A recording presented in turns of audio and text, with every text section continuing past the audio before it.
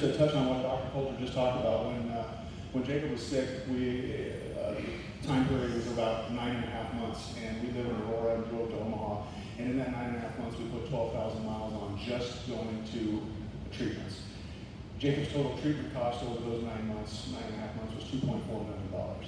So very, very astute observations by the Med Center and Dr. Coulter, and thank you very much for being a proponent of the children and the families and doing what you do. An amazing individual to deal with what you deal with every day and still find a way to push through it all. Also want to thank Dell and Carrie for inviting me here today. Appreciate that very much, and everybody in the Graze Masters group, and thank you all for being here. This is a picture of my family from December 22nd, 2010. This is the last family picture that we had taken together. Less than about a month later, Jacob was diagnosed with cancer, but that's, of course, Sherry and I in the front row, Jacob on the upper left, Jared in the middle, and Dalton on the right. They look a little different now, that was back in 2010, but they've both gone on to become very successful in their own right and do some great things. But today I'm here to share Jacob's story. On January 31st, 2011, Jacob was diagnosed with T-cell lymphoblastic lymphoma. He fought for 290 days, and he died on November 6, 2011.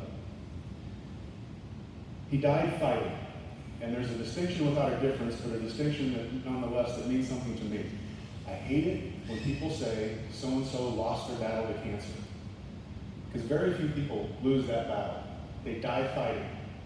Again, it's a distinction without a difference because they're still gone. But to me, it's almost disrespectful when you say that somebody lost their battle with cancer, because when you lose, that means you quit, you've given up, you've stopped trying. And very rarely is that the case, especially in pediatric cancer. Those kids never stop trying. They never stop trying to fight. So remember that moving forward. Maybe be a little more sensitive to that, to people that you know or people that you've seen in the fight. And remember that those people probably fought to the bitter end. They didn't lose.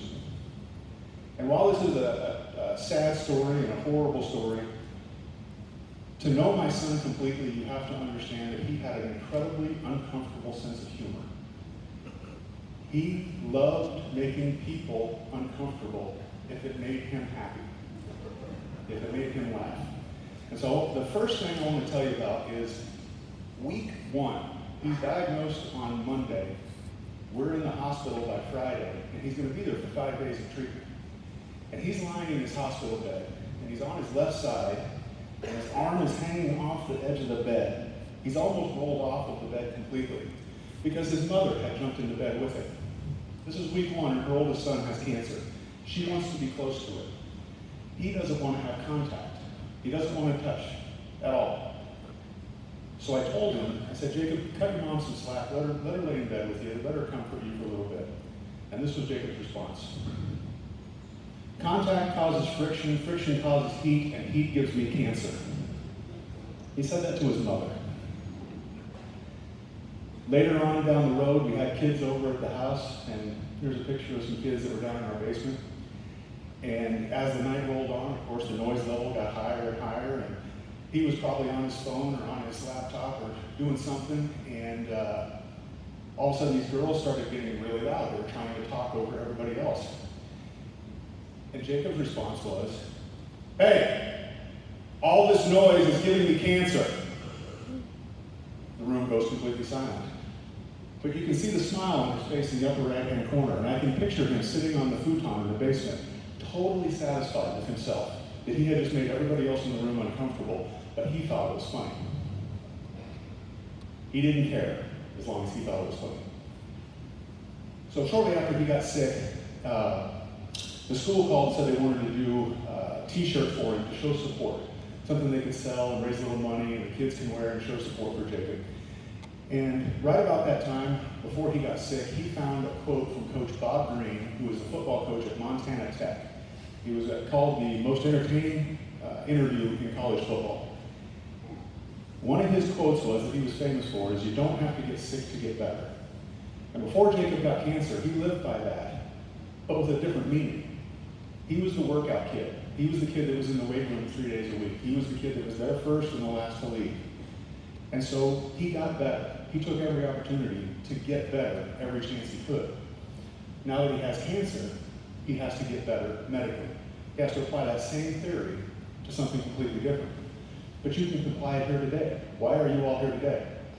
You're here to learn something and get better. So you don't have to get sick to get better. It's a choice. Carrie talked about it last night. We all have a choice to do what we continue to do, or choose to make some modifications and do something different to make things better. Around that same time, I got to go to a coach's clinic at the University of Nebraska, and I got to hear Andy Means from Millard South High School. He had 3 rules for all of his football teams. That was it. Don't overcomplicate things. Don't make things super hard for a bunch of 15, 16, 17-year-old boys. Keep it simple. Be where you are supposed to be. Be at practice, be at class, be at work, be at the Graze Masters event. Whatever it is, be where you were supposed to be. Dr. Coulter was supposed to be on rounds this morning. He was there. He's supposed to be in Seward this afternoon. He's here. Be there early. One of my biggest pet peeves is when people come in late. To me, that's showing disrespect for my time and everybody else in the room's time. Be there early, ready to go. If you walk in late, usually you're a little frazzled, you don't know what's going on. It's hard to do your best when you walk in someplace late. So be there early. And then number 3, get better. Do the very best you can while you're there. Don't waste your time, and above all, don't waste other people's time. Follow those 3 rules and good things happen. So that photo up on the screen is Jacob when he was 5 years old at a pedal power tractor pull at Aurora Days at the courthouse. He got 2nd place. When we got home, when a 5-year-old loses, a lot of times you get tears, you may get a tantrum, you may get a little bit of an attitude. Jacob asked me what he could do to beat Rick Schmidt the next time. Because Rick Schmidt beat him in a pedal power tractor pull. I said, well, Jacob, get on your bike. We lived in a little farmhouse on the east side of Aurora. There was a little hill, our driveway had a little hill on it. I said, get on your bike, right up and down the hill. He turned around and started marching out the door to go get on his bike and kind of mumbled under his breath, never again, Rick Schmidt. As he got a little older, he asked me what he could do to get stronger. He wasn't old enough to go start lifting weights yet and do anything real heavy. So I said, hey, push-ups and sit-ups. Do them every night, every morning, whenever you're bored. Go on the staircase, do some calf raises, make your legs stronger. So he did. He knew that was a way for him to get better and accomplish his goals later in life. When he was in 6th grade, our youth football team played Fillmore Central, a team out of Geneva. And they were really good. They had a really good running back / safety that he was a great player. We hadn't lost all year long. That was our first loss of the year. And when the game was over, Jacob was pretty much inconsolable. He was upset, he was angry. And as we were talking, I said, just calm down, take some time, and everything will be fine. And he looked at me and said, Dad, I wasn't the best player on the field today. That will not happen again. So I left him alone. I went upstairs, left him in his room, came down a while later, and I checked on him. He was doing sit-ups and push-ups in his room. He was getting better for the next opportunity. What we're watching here is his 8th grade year. He was a 400-meter runner. He and Kyle Bachman hadn't lost all year long. First time they'd gone head-to-head. Those two pushed each other around the track to a 55.4 second 400 meters as 8th graders. That's a pretty impressive time. That's a good time for young guys in high school, let alone middle school kids. He loved track and field, and because it was an individual event, he could do what he needed to do to get better by himself, and didn't need to necessarily rely on anybody else. But Coach Penner, his middle school track coach, told me one day that she knew when Jacob had a good practice because he puked. If he hadn't worked himself to the point that he'd throw up, he didn't have good enough practice. And he would readily admit that he hadn't worked hard enough. When he got to high school, the rule was underclassmen don't pass the upperclassmen in practice.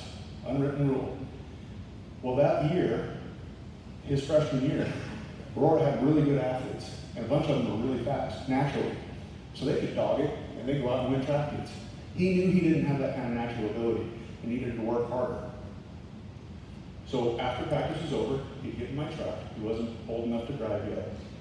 And when everybody would leave, when those upperclassmen would leave, he would get out and go do his own workout after track practice was over, because he knew what he did at practice was not making him better. And there was one night that they were having a middle school track meet, an invitational, so there's 10 teams full of middle school kids. An average middle school track team has like 100 kids on it. So you can imagine kids all over the place. And Jacob hadn't finished his workout. So he was running the curves because he was a 200, 400 guy, and he was dodging these middle schoolers left and right all the way around, and he was getting angry. And one of the Aurora dads came up to me and jokingly said, "That kid might make it someplace someday if he only had a work ethic." When he was in 7th grade, his basketball coach said he was the most selfish basketball player he had ever coached. Why? Because Jacob wouldn't let the A team cross half court. They were trying to work on their press break, and Jacob was on defense doing a full court press. He kept stealing the ball from the varsity A team guys and taking it back and scoring. That made the coach mad, because you were just there to be a dummy. You were just there to fill a role. Well, Jacob never filled a role. If you were going to beat him, you were going to earn it. So his first B team game that he got in, the very first game of the year, he scored 15 points and had 5 assists, and only got to play 2 quarters, the first quarter and the third quarter. That's a total of 25 points. That's all the team scored the entire time. When he was on the bench, they didn't score anything. They left him on the B team the entire season. He never got to play B team. So what did he do? A year later, he tried out and made the NBDA Bison Runs an all-star freshman basketball team as an 8th grader. And then he did it again the next year as a freshman. Made the all-star team for freshmen 2 years in a row. Usually that means you're as dumb as me and you've been held back. He was also told that he'd never played quarterback. He wasn't very tall, but he was strong as heck. But someone was always questioning his size and ability. So again, what did Jacob do? Went down to a football camp in Kansas City and won the Gatorade Award for the outstanding camper. Went to Minneapolis for a football camp and won the youth quarterback most valuable player. Went to the University of Missouri, which is a team camp, by himself. Everybody else brought their teams from their high school. He went down by himself. And everybody that showed up by themselves got just stuck on a team, and they called them the Renegades. These kids had never met each other before. Everybody else was from a high school, and they'd all worked together and were all running the same offense. These guys were just thrown together. He won the quarterback MVP. He was invited to the Top Gun camp in Orlando, Florida, and the following year in Virginia Beach, Virginia, for that being one of the top high school quarterbacks for that group in the country. And after his 8th grade year was the first time he got invited to the elite quarterback academy at the University of Nebraska. In the summer of 2011, about 6 months after he was diagnosed with cancer, he got a letter from Stanford University requesting film. They wanted to watch his film and see if he was worth recruiting to Stanford. Shortly after that, he got a letter from the University of Purdue inviting him to their quarterback academy. All of his dreams were coming true, but he had cancer. He was all set to go to the elite quarterback academy in Lincoln and do just the classroom work. They do a lot of classroom work at that camp.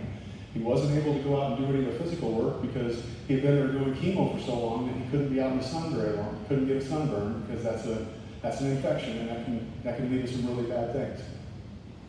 So he would stick around with me. We'd go to the hotel, and then we'd go to classrooms.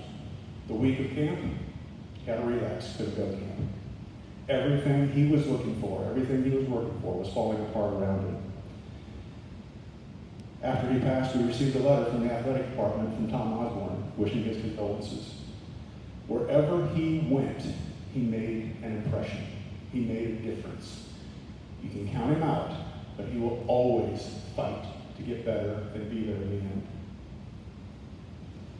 His sophomore year of high school, he was the cocky quarterback that nobody really liked. The upperclassmen didn't really like him. 2 guys in particular, Kyle McCarthy and Austin Smith. 2 of the most violent football players in the history of Aurora High School didn't like my son.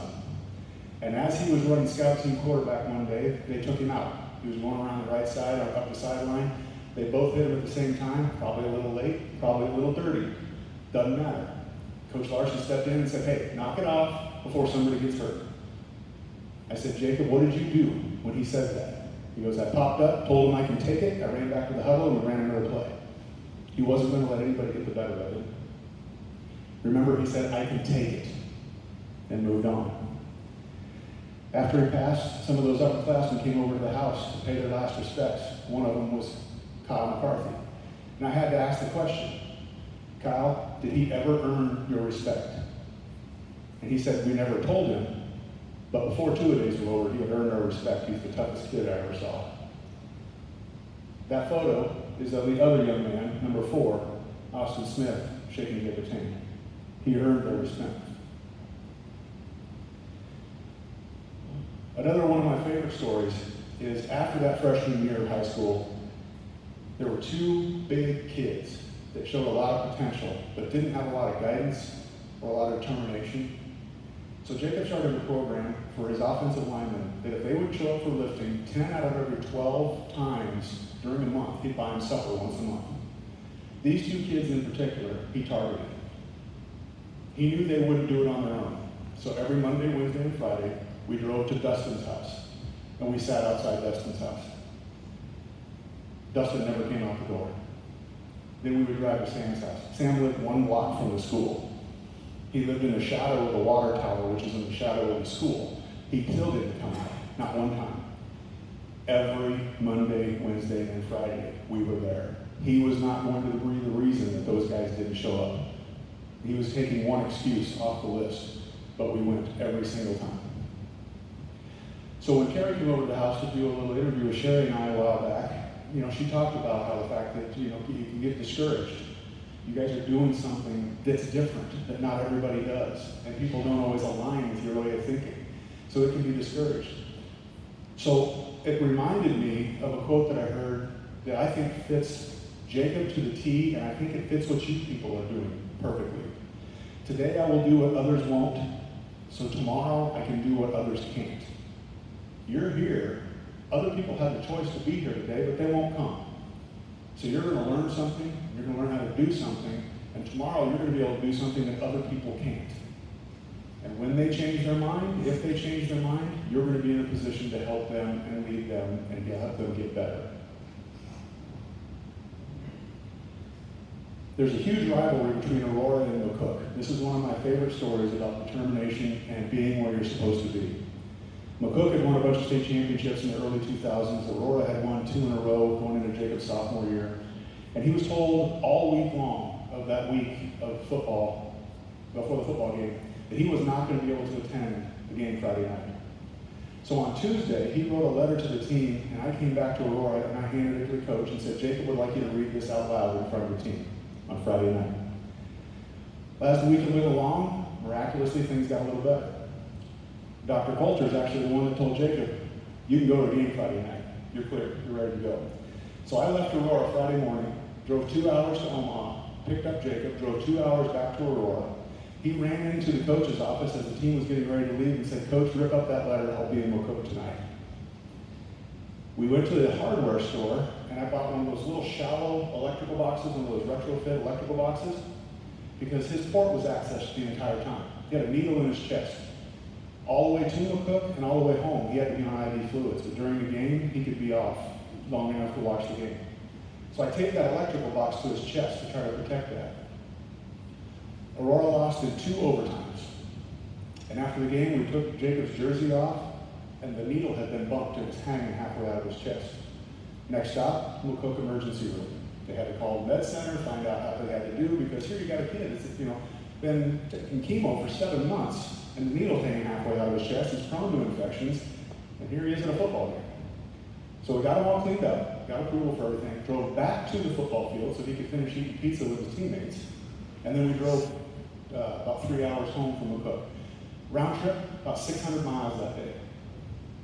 He would not have been anywhere else. When he was told he could go, he was supposed to be in McCook.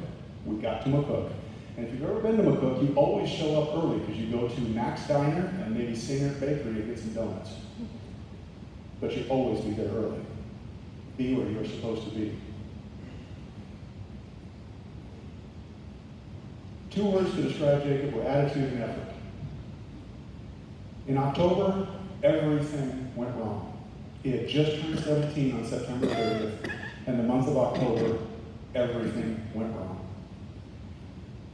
We went for a walk down a hallway one night, and when we got back to the room, he looked at me and he said, 129.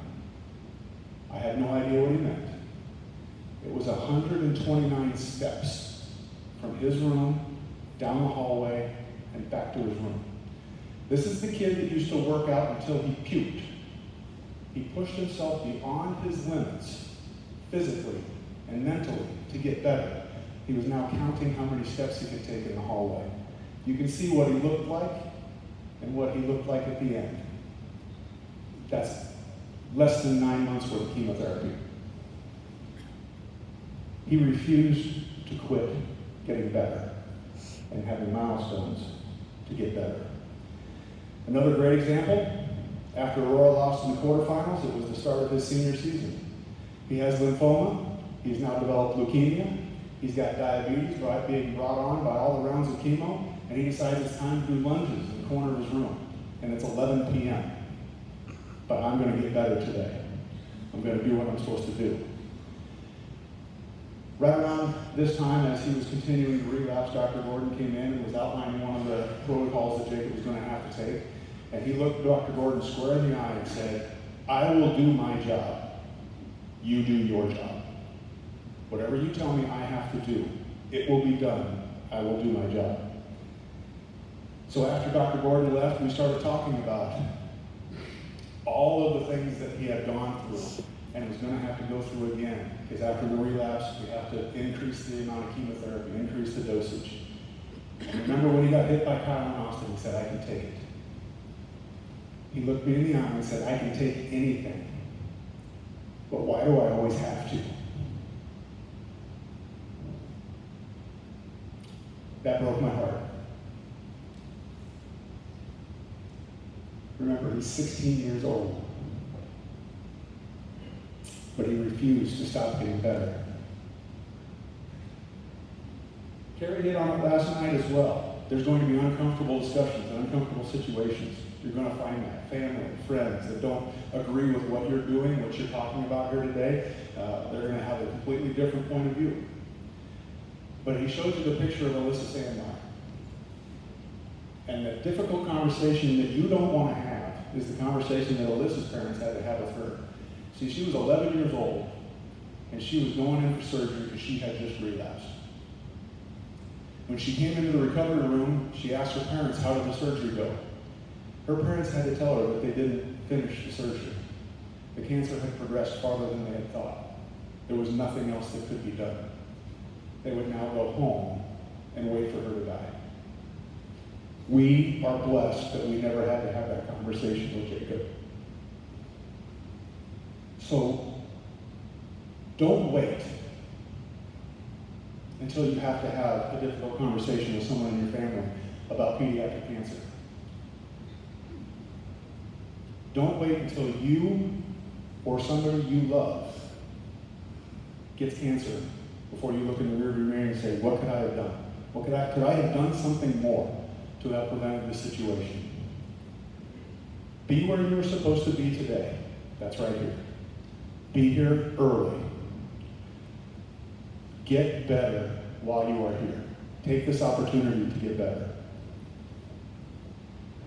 On your tables, you'll see that little red and white card with a QR code. A friend of mine named David Spence has his own cancer foundation. He developed this app for anybody who's ever had cancer or anyone who knows somebody who's ever had cancer. The first thing that people ask when they hear about a cancer diagnosis is, what can I do to help? This app is step number one. Scan that QR code, download the app on your phone, and it's almost, and I swear, it's almost every resource in the state of Nebraska that can help with just about any form of cancer. It's free to you, and David doesn't make a dime. He's doing this because he's a cancer survivor and he wants to help people. So please take a chance, take an opportunity, scan that QR code, download that app, and pass it along to somebody you know who's in the fight. And finally, while Jacob was fighting his battle, I kept a journal. It started out because when you're given a huge diagnosis like that, you don't remember everything. So people tell you, write it down.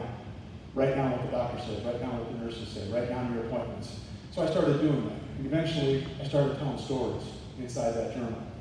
And I was fortunate enough 2 years ago to get published. And that's the book, Stronger, the Jacob Peters story. And it's just a part of his story, but it's pretty much everything that happened in our lives during that year in 2011.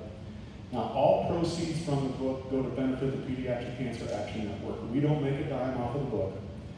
Pediatric Cancer Action Network, which I'm the president of, gives $2,000 grants to families in Nebraska and far western Iowa of pediatric cancer patients. If you have a mortgage, a rent payment, a car payment, utility payments, whatever it is, we can get you $2,000 in a matter of days, not hours, or not weeks, and not a month. There are other organizations that give more money. We can be filling a more emergent need. So all proceeds from the book benefit the Pediatric Cancer Action Network. So if you're interested, you can see my wife Sherry or I. We're sitting over at the table where Dr. Coulter is, and we'd be glad to talk to you more about it or answer any questions you might have. Thank you very much for your time today. I really do appreciate it.